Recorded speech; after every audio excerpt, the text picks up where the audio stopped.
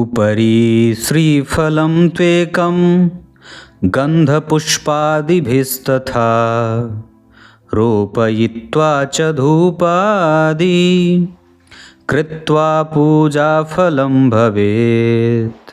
प्रिय दर्शकों नमस्कार, एक बार फिर से उपस्थित हूँ आप सबके सामने बुधवार के कार्यक्रम में। आज आप लोगों को ज्योतिष के एक बड़े ही अद्भुत सूत्र से परिचय कराने वाला हूँ। कहीं नहीं जाना है, बिल्कुल बन के रहिएगा। शनिवार की शाम रात्रि 8:10 पे मैं लाइव होता हूँ इसी चैनल पे। जय श्री कृष्ण आवश्यक रूप से लिखें।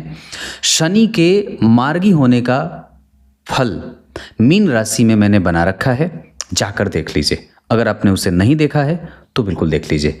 पिछले कल का कार्यक्रम मैंने 12वें भाव के स्वामी का सभी भावों में फल बताया था। अगर आप अपने 12वें भाव के स्वामी को लेकर के चिंतित हैं तो जाकर वो कार्यक्रम भी देख लीजिए। आइए शुरू करते हैं आज का कार्यक्रम, जो बड़ा ही अलग है और विचित्र सा है। शास्त्रकार लिखते हैं कोई भी ग्रह, कोई भी, अब ये सूत्र जो है वो सभी लग्न की कुंडलियों पे लागू होता है और बहुत मजबूती से लागू होता है, जिसका फल जातक को श्रेष्ठ दे देता है, मतलब अच्छा हो जाता है। मान लीजिए यहाँ पे 10 नंबर लिखा है, मैं उदाहरण देता हूँ। अच्छा चलो यहाँ नहीं लिखते हैं, कई बार लोग कंफ्यूज हो जाते हैं, पर ये मैं यहाँ पे इसलिए लिखता हूँ क्योंकि ये नज़दीक है थोड़ा। यहाँ मैं 4 नंबर लिख लेता हूँ। लिख लिया, यानी कि अगर मैं 4 यहाँ लिखूंगा तो यहाँ क्या लिखेगा, 7 नंबर लिखेगा। 4 के बाद यहाँ 5, यहाँ 6, यहाँ 7। क्लियर है? तो अब अगर यहाँ 4 नंबर मैंने लिखा है तो अब आपको ये देखना है कि इस राशि में कौन सा ग्रह उच्च का होता है। तो कर्क राशि है ये, इसमें होते हैं देव गुरु बृहस्पति उच्च के। कर्क राशि में देव गुरु बृहस्पति उच्च के होते हैं। अब आपकी कुंडली में अगर देव गुरु बृहस्पति अपनी उच्च की राशि से 4 घर आगे, यानी कि यहां, या अपनी उच्च की राशि से 5 घर आगे, यानी कि यहां, या अपनी उच्च की राशि से 10 घर आगे, यानी कि यहां, कहां कहां, चौथे, 5वें और 10वें भाव में बैठेंगे तो ये कई बार अपने उच्च की राशि से केंद्र और त्रिकोण में होने के कारण, जबकि यहां पे बात नहीं आई है, 9वें भाव में नहीं आई है, उससे 5वें घर की बात हुई है, उससे 5वें, उससे चौथे और उससे 7वें, अपनी उच्च की राशि से कोई भी ग्रह अगर बैठा हो। यहां मैंने गुरु के बारे में बता दिया। अब इसको 2 मिनट के लिए ऐसा कर देते हैं कि मान लीजिए बुध ही को ले लेते हैं कि कोई एक ग्रह बुध, जैसे मान लीजिए बुध 6 नंबर में उच्च के होते हैं, कन्या राशि में बुध उच्च के होते हैं। अगर ये यहाँ से 4 घर आगे बैठे हों, यहाँ से ये 7 घर आगे नहीं 10 घर आगे बैठे हों, या यहाँ से ये 5 घर आगे बैठे हों, तो ये बुध भी सर्वोत्तम हो जाते हैं। बड़ी गहरी बात है और ये सिद्धांत सभी लोगों की कुंडली पे लागू हो जाएगा। अगर ये सिद्धांत आपकी कुंडली में लागू हो रहा है तो आपको प्रसन्न होना चाहिए। इसको एक और सूत्र से समझा देता हूँ। जैसे शनिदेव, मान लीजिए शनिदेव 7 नंबर की राशि में उच्च के होते हैं। अब अगर शनिदेव अपने उच्च की राशि से 4 घर आगे बैठे हों, या फिर 5 घर आगे बैठे हों, या फिर 10 घर आगे बैठे हों, तो ये शनिदेव भी 100% संपूर्ण परिणाम देने वाले हो जाते हैं। क्लियर है? अगर ग्रह अपने उच्च की राशि से चौथे, 5वें और 10वें भाव में बैठेगा तो वो सर्वोत्तम और श्रेष्ठ परिणाम करने वाला होगा।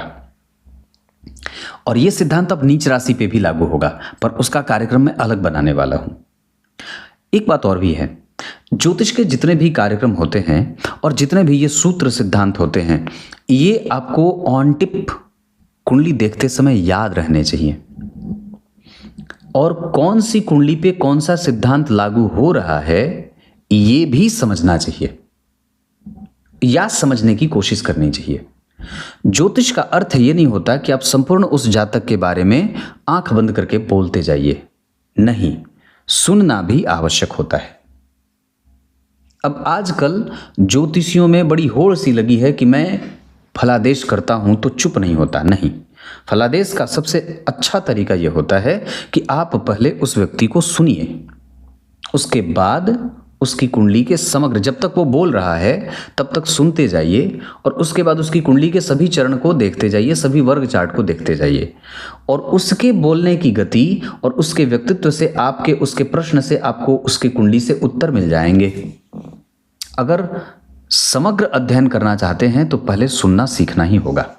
ये नहीं कि कुंडली आई और बोलना शुरू, ना, ये प्रक्रिया सही नहीं है। अब आइए कार्यक्रम के आरंभ में मैंने जो श्लोक पढ़ा था उसका अर्थ बता देता हूं। भगवान वेदव्यास लिखते हैं, धूप, दीप, गंध, पुष्प, अक्षत, श्रीफल, बिल्वपत्र, हर श्रृंगार, काला तिल और इतनी सारी चीजें। हर श्रृंगार मैंने बता दिया। ये निश्चित रूप से भगवान को अगर मिल जाए तो चढ़ा दीजिए, पर कभी भी अक्षत ऐसे ही सीधा नहीं चढ़ाना चाहिए, उसे कपड़े के ऊपर चढ़ाना चाहिए। उसमें और भी बात आई है, जब कभी भी आप भगवान शिव को जल अर्पित करते हो तो उस जल को प्रायः शुद्ध कपड़े से छान करके ही चढ़ाना चाहिए। तांबे के पात्र में अगर जल है तो उसे छानने की कोई आवश्यकता नहीं है। अगर गंगा जल है तो उसे भी छानने की कोई आवश्यकता नहीं है। कुछ इसी तरीके से आज के इस महत्वपूर्ण ज्योतिषीय कार्यक्रम का समापन करते हैं। कल एक बार फिर से मिलेंगे, तब तक के लिए बहुत बहुत नमस्कार।